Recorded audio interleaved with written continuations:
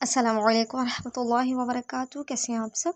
امید کرتی ہوں کہ آپ سب ایمان، صحت اور تقوی کی بہترین حالتوں میں ہوں گے انشاءاللہ تعالی۔ اللہ پاک آپ کو ہمیشہ اچھے حالوں میں رکھے اور آپ کی طرف بڑھنے والے ہر شر کو خیر میں بدل دے، آمین۔ سیدنا قصہ سیدنا حضرت ابراہیم علیہ السلام۔ حسن، محسن اور رابعہ آج پھر اپنے ابو کے کمرے میں موجود تھے۔ ان کے والد چائے کا کپ ختم کرنے کی کوشش میں تھے۔ آخری گھونٹ لینے کے بعد انہوں نے کہنا شروع کیا، کل ہماری کہانی کہاں تک پہنچی تھی بھلا؟ آپ نے بتایا تھا کہ سیدنا ابراہیم علیہ السلام نے بابل سے شام کی طرف ہجرت فرمائی۔ ان کے ساتھ ان کی بیوی سیدنا سارہ علیہ السلام اور بھتیجے سیدنا لوط علیہ السلام بھی تھے۔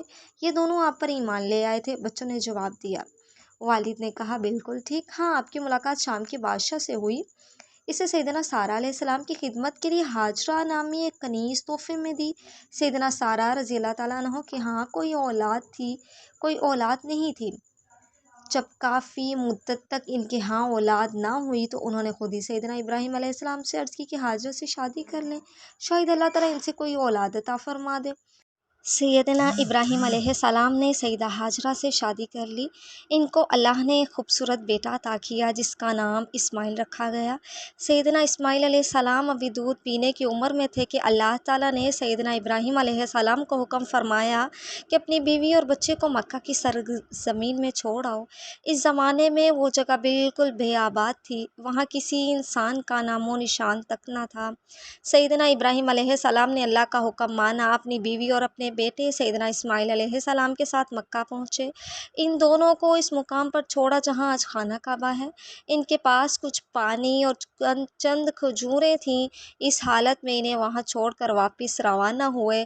اس وقت سیدہ ہاجرہ نے ان کے پیچھے آ کر پوچھا، کیا آپ ہمیں اس بنجر سرزمین میں تنہا چھوڑے جا رہے ہیں؟ سیدنا ابراہیم علیہ السلام نے کوئی جواب نہ دیا۔ سیدنا ہاجرہ علیہ السلام کچھ اور قدم آپ کی طرف چلیں اور پھر پوچھا، آپ کہاں جا رہے ہیں؟ یہاں پانی ہے، نہ کوئی نباتات، کوئی حیوان ہے، نہ انسان، آپ ہمیں کس لیے چھوڑے جا رہے ہیں؟ اس مرتبہ بھی انہوں نے کوئی جواب نہ دیا۔ سیدنا ہاجرہ علیہ السلام نے بار بار یہ پوچھا لیکن سیدنا ابراہیم علیہ السلام نے کوئی جواب دیا نہ ان کی طرف پلٹ کر دیکھا۔ آخر انہوں نے پوچھا، کیا اللہ تعالیٰ نے آپ کو ایسا کرنے کا حکم دیا ہے؟ اس سوال کے جواب میں آپ نے فرمایا، ہاں یہ اللہ کا حکم ہے۔ تب سیدنا ہاجرہ علیہ السلام بولی، پھر اللہ تعالیٰ ہمیں ضائع نہیں کرے گا، اور واپس آ گئیں۔ سیدنا ابراہیم علیہ السلام روانہ ہو گئے۔ جب آپ ثنیہ پہاڑی پر پہنچے جہاں سے وہ دکھائی نہیں دیتے تھے تو آپ نے ادھر رخ کر کے دونوں ہاتھ اٹھا کر یہ دعا کی، اے ہمارے پروردگار، میں نے اپنی کچھ اولاد اس غیر آبادی میں تیرے حرمت والے گھر کے پاس بسائی ہے۔ اے ہمارے پروردگار، یہ اس لیے کہ وہ نماز قائم کریں، بس تو کچھ لوگوں کے دلوں کو ان کی طرف مائل کر دے اور انہیں پھلوں کی روزیاں عطا فرما تاکہ یہ شکر گزاری کریں۔ سیدنا ابراہیم علیہ السلام نظروں سے اوجھل ہو گئے تو سیدنا ہاجرہ اور سیدنا اسماعیل علیہ السلام اکیلے رہ گئے۔ اوہ حسن، یہ میں کیا دیکھ رہا ہوں؟ تمہاری آنکھوں میں آنسو؟ بلکہ نہیں، تم تینوں کی آنکھوں میں آنسو ہیں۔ حسن کے والد چونک کر بولے، جی بس اس منظر نے رلا دیا۔ یعنی اللہ تعالیٰ کا حکم سن کر سیدنا ابراہیم علیہ السلام نے اپنی بیوی اور بچے کو ایسی ویران جگہ چھوڑ دیا جہاں کوئی بھی نہیں تھا۔ کھانے پینے کی چیزوں کا بندوبست تھا، نہ سر چھپانے کی جگہ تھی۔ ہاں میرے بچوں، اللہ کے حکم کی تعمیل اسی طرح ہوتی ہے۔ سیدہ ہاجرہ علیہ السلام تھوڑے سے پانی اور کھجوروں پر گزارا کرتی رہیں، خود پانی پیتی رہیں اور بچے کو دودھ پلاتی رہیں، یہاں تک کہ دونوں چیزیں بالکل ختم ہو گئیں۔ اب بھوک اور پیاس کا مسئلہ پیدا ہو گیا۔ سیدہ ہاجرہ علیہ السلام نے اپنی بھوک پیاس تو برداشت کرتی رہیں لیکن پیاس کی وجہ سے بیٹے کا حال ان سے دیکھا نہ گیا، وہ بے قرار ہو گئیں۔ سیدنا اسماعیل علیہ السلام شدت پیاس کی وجہ سے زمین پر لوٹنے لگے۔ سیدہ ہاجرہ علیہ السلام نے پانی کی تلاش میں ادھر ادھر نظریں دوڑائیں، پانی نظر نہ آیا۔ کچھ دور دور پہاڑ نظر آئے، ان پر چڑھ کر پانی دیکھنے کا ارادہ کیا، سوچا شاید کسی طرح پانی نظر آ جائے یا کوئی آتا جاتا دکھائی دے جائے۔ چنانچہ ایک پہاڑ کا رخ کیا، یہ دوسرے سے نزدیک تھا، آج ہم اس کی صفا پہاڑی کے نام سے جانتے ہیں۔ आप इस पर चढ़ गईं। चोटी पर पहुंचकर चारों तरफ देखा, पानी नजर ना आया, तो इससे उतरकर दूसरे पहाड़ की तरफ चल पड़ी। साथ में बच्चे की तरफ देखती जाती थी। दरमियान में नशीबी जगह थी, वहां पहुंची तो बच्चा नजर ना आया। लिहाजा इस नशीबी जगह को दौड़ कर अबूर किया और दूसरे पहाड़ यानी मरवा पर जा चढ़ी। चारों तरफ देखा, पानी नजर ना आया। अब ये मरवा से उतरकर फिर सफ़ा पर पहुंची। इस तरह इधर से उधर, उधर से आती गईं। आपने 7 चक्कर लगा डाले। अल्लाह ताला को इनकी ये अदा इस कदर भाई कि रहती दुनिया तक हज और उम्रा करने वालों के लिए सफ़ा और मरवा के 7 चक्कर मुकर्रर फरमा दिए। 7 चक्कर लगाने के बाद इन्हें एक आवाज़ सुनाई दी। उन्होंने मुकम्मल खामोशी से आवाज़ की तरफ कान लगा दिए। आवाज़ अब भी सुनाई दे रही थी। सैयदा हाजरा अलैहिस्सलाम ने कहा कि तुम्हारी आवाज़ मैंने सुनी, अगर तुम मेरी कोई मदद कर सकते हो तो करो। आवाज़ इसी तरफ से आई थी जहाँ इनका बच्चा मौजूद था। वहाँ उन्होंने एक फरिश्ते को देखा। फरिश्ते ने अपना पैर ज़मीन पर मारा, जिसके नतीजे में वहाँ से पानी फूट पड़ा। सैयदा हाजरा अलैहिस्सलाम दौड़ कर वहाँ पहुँची। पानी देखकर इन्हें अपनी आंखों पर यकीन ना आया। जल्दी जल्दी चुल्लू में पानी लेकर बच्चे को पिलाने लगी, फिर खुद पिया। पास जो बर्तन थे वो भर लिए। पानी पीते ही इनके तन में ज़िंदगी की लहर दौड़ गई। बच्चों, ये जो पानी फूटा था आज तक जारी है।